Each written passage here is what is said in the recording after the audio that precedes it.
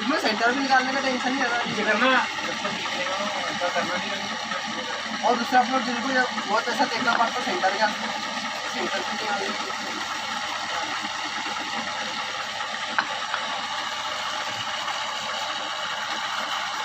ताकत से मत पकड़ो। हाँ छोड़ दिया पकड़ो ताकत से।